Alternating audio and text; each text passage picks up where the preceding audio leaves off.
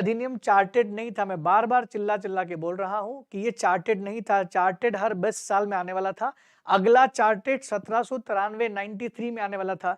उसकी हम बात करेंगे छोटे मोटे तौर पर, लेकिन फिलहाल इसकी बात करते हैं। इसका नाम था पिट्स इंडिया एक्ट। इसका नाम पिट्स इंडिया एक्ट क्यों रखा गया है, क्या है ये पिट्स का मतलब क्या होता है, मैं आपकी जानकारी क्लियर कर दूं कि पिट्स उस समय, पिट्स द यंगर उस समय एक प्राइम मिनिस्टर हुआ करते थे ब्रिटेन के। ब्रिटेन के प्राइम मिनिस्टर का नाम था पिट्स द यंगर, और ब्रिटेन के प्राइम मिनिस्टर ने ये एक्ट पास किया था। इस एक्ट में था क्या आखिरकार, खासकर क्या चीज थी? पिट्स द यंगर ने जो एक्ट पारित किया था, इनने समझ लिया था कि कंपनी के ऊपर भार ज्यादा हो रहा है। कंपनी एक काम दो, क्यों ना हम दो काम को दो लोगों में बांट दें। मतलब अलग अलग बॉडी बनाई गई कि अगर आपको व्यापार का काम करना है, अगर आपको ट्रेड काम करना है, कमर्शियल काम करना है, तो कमर्शियल यानी व्यापारिक कार्यों के लिए अलग बॉडी और प्रशासनिक कार्यों के लिए, एडमिनिस्ट्रेशन के लिए अलग बॉडी। यही इनने किया। क्या किया? Commercial and political functions of the company separated, यानी कंपनी के वाणिज्यिक कार्यों को और राजनीतिक कार्यों को अलग कर दिया गया, दोनों को अलग किया गया। यानी कमर्शियल काम अलग बॉडी देखेगी और पॉलिटिकल काम अलग देखेगी। पॉलिटिकल का मतलब होता है वही राजनीतिक या प्रशासनिक बोल सकते हैं, और व्यापार तो व्यापार चलेगा। क्योंकि कंपनी का यह बोलना था कि हम दोनों काम एक साथ नहीं कर सकते, क्योंकि अगर हम लोग राजनीति करेंगे तो व्यापार प्रभावित होगा। क्योंकि जो लोग राजनीति करने जो लोग प्रशासन कर रहे हैं, उनके साथ राजा महाराजाओं के बीच में टकराव होगी और वो व्यापार करने देंगे नहीं। तो एक बॉडी अलग से बना दो आप। तो क्या हुआ कि पिट्स द यंगर ने इसको अलग कर दिया गया। अब इनने क्या बोले, दो चीज बनाई। एक बनाई कोर्ट ऑफ डायरेक्टर, एक बनाई इन्होंने बोर्ड ऑफ कंट्रोल। ध्यान रखना है, नाम बता रहा हूं मैं, बोर्ड ऑफ कंट्रोल बनाई गई थी। ये बोर्ड ऑफ कंट्रोल किसके लिए थी? पॉलिटिकल फंक्शन के लिए थी। और एक था court of director, court of directors, इसको बनाया गया। इसको हिंदी में भले ही हमने इसको ट्रांसलेट कर दिया है, लेकिन आपको एक ही शब्द याद रखना है, court of director, director, court of director. ये कोर्ट ऑफ डायरेक्टर किसके लिए थी? कमर्शियल, सी से कोर्ट होता है, सी से कमर्शियल होता है। ध्यान रखना, यही समझ में आ जाएगा आपको। ये कमर्शियल यानी व्यापारिक कार्यों के लिए जिम्मेदार थी। This body is responsible for commercial functions, commercial affairs. यानी कमर्शियल के लिए C for court, C for commercial, और बाकी बचा हुआ क्या है? Board of control, board of control. Control शब्द से ही समझ लेना, बोर्ड ऐसा बोर्ड जो आपको कंट्रोल करता है, और सरकार ही हो सकती है जो कंट्रोल करती है। इसलिए प्रशासनिक काम के लिए यानी राजनीतिक काम के लिए ही इसका निर्माण किया गया था, फॉर प्रशासनिक कामकाज। यही बोल सकते हैं, या यूं बोल सकते हैं कि ये राजनीतिक अफेयर्स को कंट्रोल कर रहा था। तो एक था कमर्शियल बॉडी के लिए था कोर्ट ऑफ डायरेक्टर, उसमें कुछ लोग होंगे। अब जो भी डिसीजन लिया जाता है कोर्ट ऑफ डायरेक्टर का, वो ये लेते। और पॉलिटिकल अफेयर्स के लिए इसी को बोलते हैं हम लोग ड्यूअल गवर्नमेंट। ये डबल शासन की व्यवस्था थी, इसे डायरकी नहीं बोला जाता, लेकिन ये ड्यूअल गवर्नमेंट था। दोहरे शासन की शुरुआत कब हुई थी? अंग्रेजों ने दोहरे शासन की शुरुआत की थी 1784 के इस अधिनियम से, और साथ ही साथ कुछ पावर दे दी गई थी और इन लोगों को कि आपको सुप्रीम कोर्ट के दायरे से बाहर कर दिया गया। ये सुप्रीम कोर्ट के दायरे में नहीं आते थे लोग, अलग करप्शन भी कर रहे तो नहीं आएंगे। एक चीज बड़ी खास कमाल की थी इस अधिनियम की, जो यहाँ मेंशन नहीं, लेकिन मैं आपको बता देता हूं कि 1784 का जो पिट्स इंडिया एक्ट था, उसमें बोला गया था कि कोई भी अधिकारी जो होगा, जो गवर्नमेंट ऑफ अधिकारी जो होगा, जो ईस्ट इंडिया कंपनी के लिए काम कर रहा है, वो अपना प्राइवेट बिजनेस क्यों करेगा भाई? प्राइवेट कोई भी धंधा नहीं कर सकता। और आज भी दोस्तों ये अंग्रेज का वो नियम आज भी लागू है कि कोई गवर्नमेंट वाला इंसान है वो प्राइवेट काम नहीं करता है। गवर्नमेंट का काम गवर्नमेंट में ही करना है। प्राइवेट काम करोगे तो उसमें इश्यूज हो सकते हैं। सरकार हो सकता है आपको हिदायत दे दे। कोई मास्टर है वो प्राइवेट, गवर्नमेंट मास्टर है वो प्राइवेट कोचिंग खोलेगा तो हिदायत दी जाती है आप प्राइवेट कोचिंग नहीं खोल सकते, आपको स्कूल में बनाना पड़ेगा। सेम आता है कि जो अधिकारी ब्रिटिश ईस्ट इंडिया कंपनी में काम कर रहे थे उनको प्राइवेट बिजनेस करने का अधिकार नहीं दिएगा कि करोगे तो आपके खिलाफ चार्जशीट फाइल होगी, आपको दोबारा डिपोर्ट कर दिया जाएगा ब्रिटेन में। और कोई नहीं चाह रहा था ब्रिटेन जाना, क्योंकि एक तरफ हीरे हैं तो दूसरी तरफ जवाहरात थे। उस ढेर पे आप बैठे हुए हो, अगर आपको फिर भी कोई बोल दे कि जाओ दरिया में आपको चलना है तो कौन लेके जाएगा? इंग्लैंड उस समय दरिया था और भारत उस समय हीरे जवाहरात का एक ढेर था। इतने पैसे भारत में, उनको संभावनाएं इतनी ज्यादा थी। और सोच सकते हैं आपकी, अगर ये बात बोली गई है कि दरिया और इसका दोनों के बीच में कंपैरिजन आप समझ सकते हैं भारत कितना ज्यादा पावरफुल था। अब हमारा अगला एक्ट आता है 1813, इस एक्ट को हमको पढ़ना है। इससे पहले कि मैं अगला एक्ट आपको समझाऊं, उससे पहले मैं आपको बता दूं कि बीच में एक और एक्ट आया था 1784 जो था वो तो कोई चार्टर नहीं था। सेकंड चार्टर जो था वो 1793 का ही तो था। मैंने यही तो बताया आपको कि 1773 के अधिनियम में उनको क्या मिल गया था, 20 साल शासन करने का अधिकार मिल गया था। अब भाई 20 साल शासन करने का अधिकार मिल गया था, तो अगले 20 साल में या तो उसको रिन्यू करेंगे या खत्म कर देंगे। तो 1793 का जो अधिनियम है इसमें एक बात कही गई, दूसरी भी मैं बता दूंगा, हालांकि बहुत ज्यादा इंपॉर्टेंट तो नहीं है, लेकिन पढ़ने वाले जब पढ़ते हैं तो क्या चीज हमको यहां से निकालना है वो मैं बता दूं। पहला तो है कि इसमें बोला गया कि अगले 20 ईयर तक, अगले 20 साल का भी आपके पास होगा। तो नेक्स्ट 20 ईयर का जो एडमिनिस्ट्रेशन है, जो नेक्स्ट 20 ईयर का जो ट्रेड करने का जो पावर है, ये भी आपको दिया जाता है। बिकॉज आपने जो 20 साल आपके गुजरे हैं बड़ा गोल्डन पीरियड थे, इसमें बड़ा मजा आया, बहुत अच्छा आपने फायदा पहुंचाया।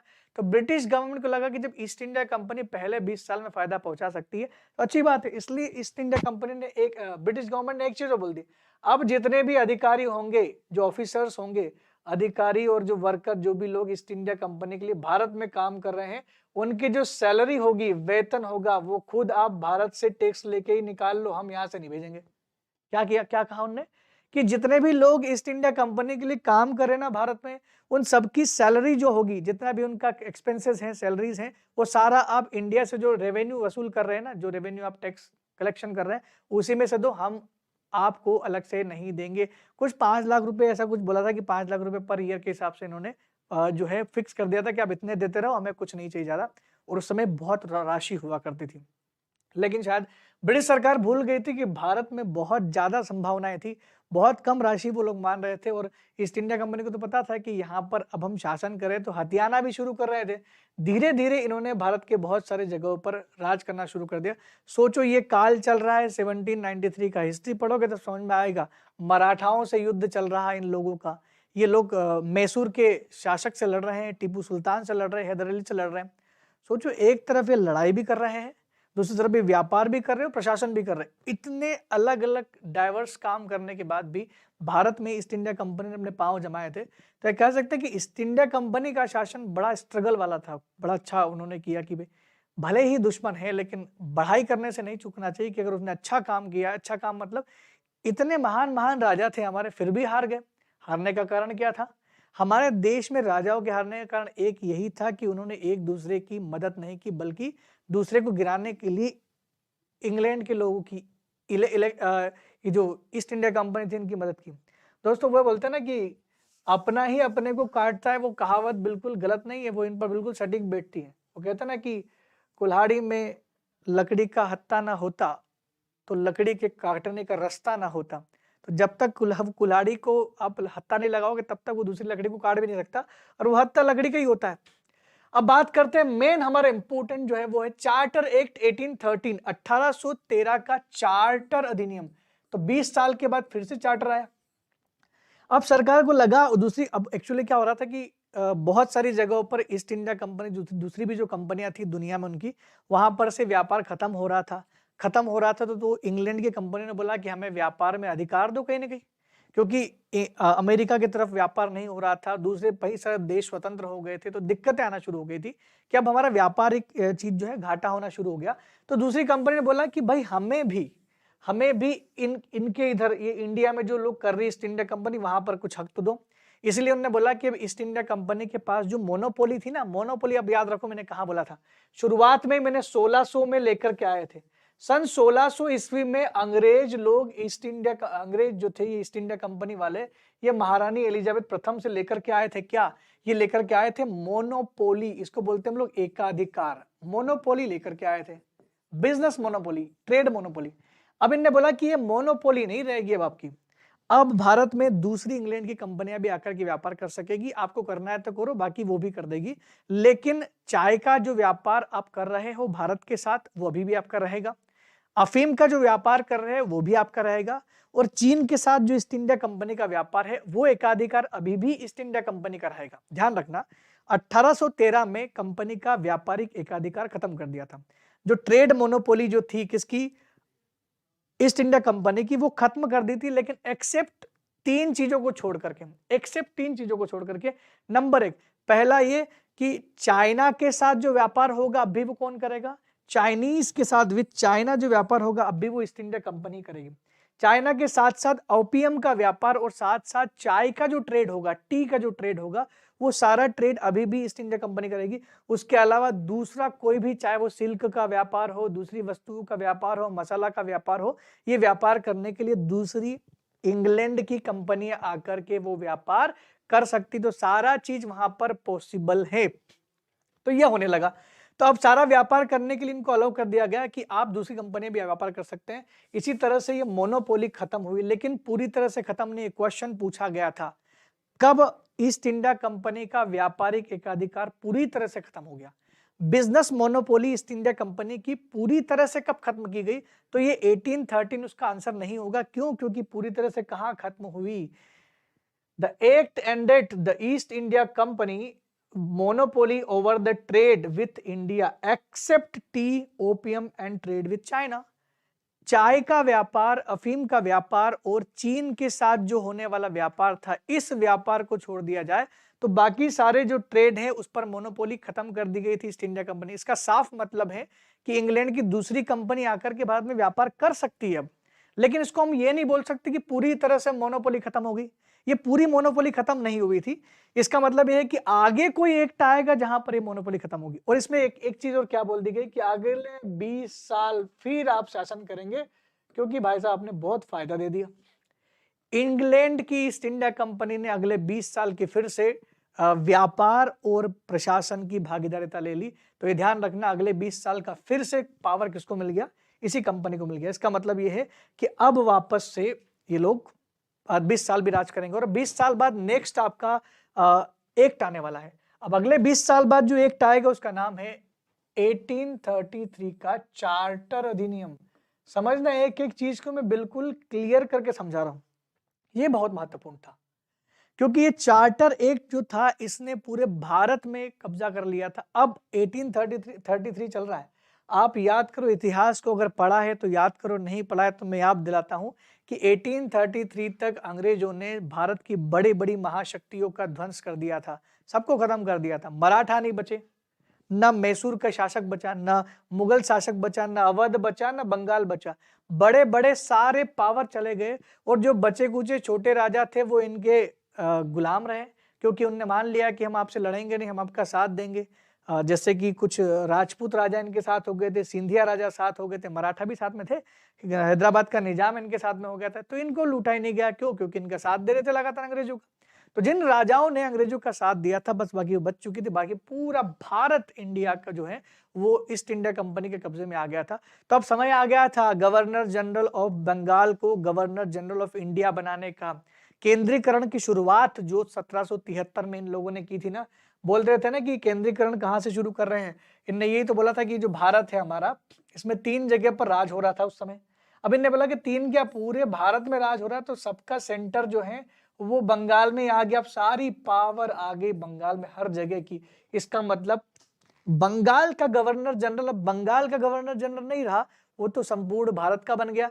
इसलिए governor general of Bengal becomes governor general of India. सारी पावर उसके हाथ में आ गई, और यहां तक कि बंगाल और मद्रास की जो लेजिस्लेटिव पावर थी, जो कानून बनाने की शक्तियां थी, वो भी छीन ली गई। पूरी तरह से केंद्रीकरण हो गया है। तो अगर आपसे पूछा जाए कि अंग्रेज ईस्ट इंडिया कंपनी में सेंट्रलाइजेशन कंप्लीट कब हुआ था, व्हेन सेंट्रलाइजेशन कंप्लीटेड, स्टार्टेड तो 1773 से हुआ था। रेगुलेटिंग एक्ट पढ़ा है, बताया मैंने, लेकिन खत्म कब हुआ फाइनली? वो 1833 में, 1833 में खत्म हो गया। और इसी के साथ governor general of Bengal becomes governor general of India. Bharat के बंगाल के गवर्नर जनरल को पूरे इंडिया का गवर्नर जनरल बना दिया। और उसी समय लॉर्ड विलियम बेंटिक साहब गवर्नर जनरल थे बंगाल के आखिरी। एक चीज तो ध्यान रखना, जो आखिरी था वही पहला बना। अगर ये समझ में आ गई बात तो आपको हमेशा याद रहेंगे नाम, तो मैं आपको वैसे ही रटवा देता हूं। बंगाल का आखिरी गवर्नर था वॉरेन हेस्टिंग्स। बंगाल का आखिरी लास्ट गवर्नर था बंगाल का वॉरेन हेस्टिंग्स। वही वॉरेन हेस्टिंग्स बंगाल का पहला गवर्नर जनरल बना। गवर्नर जनरल बना। पहले कौन था ये? केवल गवर्नर था। Last governor becomes governor general of Bengal, ये हो गया। अब वही बंगाल का आखिरी governor general, last governor general of Bengal जो था वो था लॉर्ड विलियम बेंटिक। तो लॉर्ड विलियम बेंटिक जो आखिरी गवर्नर जनरल था वही क्या बना? First governor general of India. पहले क्या बोल रहा था मैं?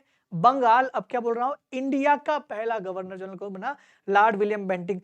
अब आप आगे पढ़ोगे ना तो इंडिया का लास्ट गवर्नर जनरल आपको मिलेगा लॉर्ड कैनिंग। लॉर्ड कैनिंग जो इंडिया का लास्ट गवर्नर जनरल था वही इंडिया का फर्स्ट वायसराय बना।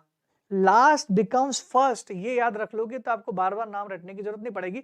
और फिर आखिरी में जाओगे आप कि भारत का आखिरी वायसराय कौन था? Who is the last viceroy of India? तो लास्ट जो वायसराय था वो था आपका Mountbatten. Lord Mountbatten last viceroy थे। और जैसे ही भारत आजाद होता है, स्वतंत्र भारत के पहले गवर्नर जनरल लास्ट वायसराय ही बने थे, माउंटबेटन। तो लास्ट बिकम फर्स्ट, समझ में आ गया? अगर इन नाम को रट लिया तो आज ही चीज तो यही खत्म होगी। मैक्सिमम क्वेश्चंस तो इन गवर्नर जनरल से ही आते हैं। तो legislative powers of Bombay and Madras presidencies were removed. यानी मद्रास, अब आपको पता लेजिस्लेटिव पावर का मतलब क्या होता है? Executive power, legislative power, judicial power, ये पावर होती है, इसका मतलब क्या होता है मैं आपको बता दूं। लेजिस्लेटिव पावर जब बोला जाता है इसका मतलब होता है विधायी शक्तियां, और विधायी शक्तियां का मतलब होता है कानून बनाने की शक्ति, लॉ मेकिंग पावर। अगर आप कोई नियम कानून बनाने का हक रखते हैं इसका मतलब समझिए कि आपके पास लेजिस्लेटिव पावर है। जब आप बोलते हैं एग्जीक्यूटिव पावर, जब बोलते हैं आप कार्यकारी शक्तियां, तो एग्जीक्यूटिव पावर का मतलब होता है क्रियान्वयन की शक्ति, एग्जीक्यूट करने की शक्ति, उसको लागू करने की शक्ति। जो कानून बना है उसको लागू करने की शक्ति होती है। मैं आपको बहुत ही सिंपल शब्दों में समझाता हूं। भारत में संसद बनाती है कानून, parliament can form law. Parliament कानून बनाती है, तो पार्लियामेंट जो कानून बनाती है वो लेजिस्लेटिव हो गई, और राष्ट्रपति, प्रधानमंत्री, मुख्य और काउंसिल ऑफ मिनिस्टर ये लागू करवाते हैं, प्रेसिडेंट लागू करवाते हैं, तो वो हो गए एग्जीक्यूटिव, वो हो गए कार्यकारी अधिकारी। कार्यपालिका वो होते हैं, और जो न्याय दे वो न्यायपालिका। बड़ा सिंपल है, अब इसको समझ लो आगे। बंबई, देखो पहले तो क्या हुआ, गवर्नर जनरल को बना दिया, बंगाल के गवर्नर जनरल को भारत का governor general Lord William Bentinck. याद रखना एक चीज खास याद रखना, ये लॉर्ड विलियम बेंटिक का बड़ा ध्यान इसलिए रखना है क्योंकि इस व्यक्ति ने उस प्रथा को समाप्त कर दिया था जो प्रथा हमारे ऊपर कलंक थी, सती प्रथा। सती होने की जो प्रथा थी ये तो एक तरह से यह था ना, मानव सुसाइड था। तो एक तरह से किसी को बैठा दिया चिता पे आपने भांग पिला करके, तो गलत है ना। तो महिलाओं को पति की चिता के साथ जलाने की जो प्रथा हमारे देश में कुछ कम्युनिटीज में थी, सब में नहीं थी। इस प्रथा को राजा राम मोहन राय की बोलने पर उन्होंने इंसिस्ट किया था, उन्होंने बहुत विरोध किया, और राजा राम मोहन राय के प्रयास थे जिसकी वजह से। लेकिन राजा राम मोहन राय के पास अथॉरिटी थोड़ी थी खत्म करने की, अथॉरिटी तो गवर्नर जनरल के पास थी। और लॉर्ड विलियम बेंटिक ने 1829 में गवर्नर जनरल ऑफ इंडिया बनने से पहले ही हो गया था। याद रखना 1829 में सती प्रथा खत्म हो गई थी। तो सती प्रथा को खत्म करने वाला व्यक्ति कौन था? Lord William Bentinck. अगर अंग्रेज की पूछे तो, और भारतीय की पूछे तो राजा राम मोहन राय, भारत के पहले आधुनिक व्यक्ति, first modern person, modern man of India. तो मॉडर्न व्यक्ति थे पहले जिन्होंने आधुनिक सोच रखने वाले थे ये, और एक और सर सैयद अहमद खान, दोनों साहब दोनों ने बहुत अच्छा काम किया। बात करते हैं नेक्स्ट आगे। बंबई मद्रास की सारी शक्तियां, विधान बनाने की शक्तियां खत्म कर दी, और इस अधिनियम ने पूरी तरह से मोनोपोली खत्म कर दी। जिस मोनोपोली की बार बार हम लोग बात कर रहे हैं ना, ये मोनोपोली पूरी तरह से खत्म कर दी।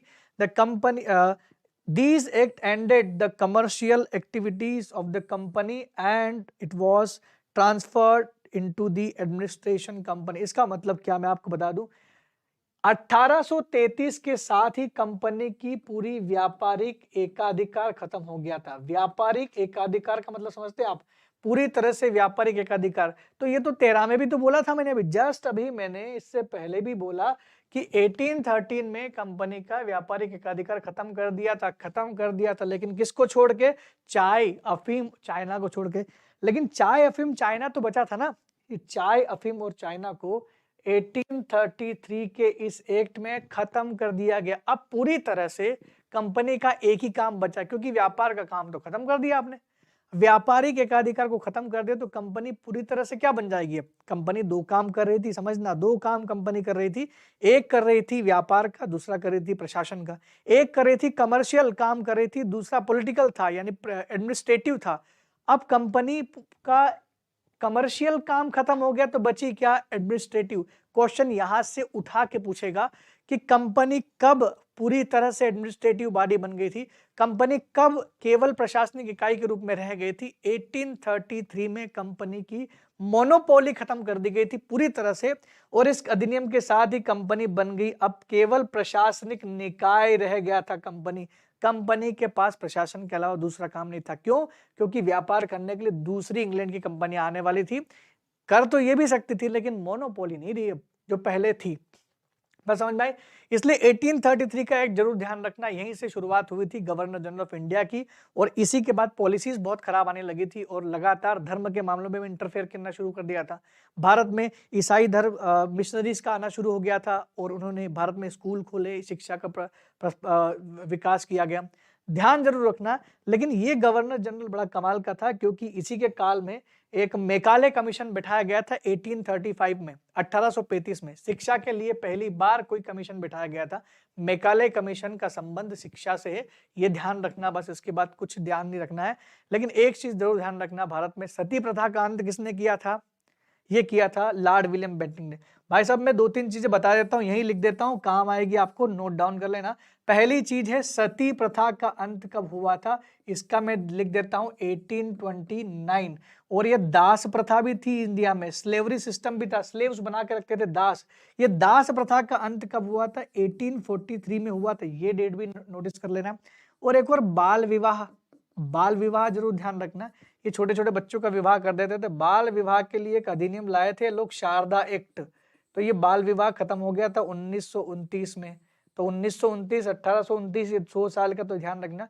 एक और ध्यान रख लेना, यद रख सको तो 1856 में इन्होंने 1856 में विधवा जो स्त्रियां थी उनका विवाह करना शुरू कर दिया था। क्योंकि जब सती नहीं होगी तो विधवा तो बचेगी ना, तो विधवा का विवाह कौन करेगा? तो विवाह का पुनर्विवाह, री मैरिज जो एक्ट था, डबल मैरिज का जो एक्ट था कि अगर एक विधवा हो जाती, विडो हो जाती, तो उसको दोबारा विवाह करने का अधिकार दिया गया था। ये अधिकार किसने दिया? ये अधिकार 1856 में लॉर्ड कैनिंग साहब मौजूद थे उस समय। तो थोड़ा सा एक दो बार इसको रटोगे तो चीजें याद होना शुरू हो जाएगी आपको। ठीक है, तो 1833 का समझ में आ गया। लास्ट हमारा चार्टर बचा हुआ है, इसके बाद अंग्रेजों का चार्टर खत्म हो जाता है, फिर उसके बाद ईस्ट इंडिया कंपनी खत्म और क्राउन राज शुरू। चार्टर एक्ट 1853, चार्टर अधिनियम 1853 बड़ा कमाल का है क्योंकि इसमें एक बात यह बोली गई थी कि अगले 20 के लिए कुछ भी नहीं लिखा था। अगले 20 साल के लिए क्या करोगे ये नहीं, यानी इसमें कहीं मेंशन नहीं था कि आपको कितने साल तक शासन, बस यह कि शासन करो, ठीक है। लेकिन 1853 में आपको याद क्या रखना है? याद रखना है कि सिविल सर्विसेज की जो एग्जाम थी, सिविल सर्वेंट की जो एग्जाम थी, उसको ओपन कॉम्पिटिशन एग्जाम करना शुरू कर दिया गया था। इसका मतलब पहले नहीं होती थी? बिल्कुल नहीं होती थी पहले तो खाली इंग्लैंड में एक कॉलेज था, Haileybury college of London. Haileybury college of London में अगर आपने डिग्री कर लिया तो सीधा आपको प्रमोट करके इधर आईएएस बना दिया जाता था। तो आईसीएस की एग्जाम ही कहाँ हो रही थी? पहली बार ओपन कॉम्पिटिशन एग्जाम का आयोजन किया गया था, भारतीय लोग भी इसमें पार्टिसिपेट कर सकते थे। हम लोगों तो यहाँ से भगाने के लिए, उस ताकि एग्जाम में हम लोग पार्टिसिपेट ना करें, इन लोगों ने मिनिमम जो मैक्सिमम एज है वो भी 23 से घटा के 19 कर दी थी। लेकिन फिर भी हमारे देश के लोग कमाल थे।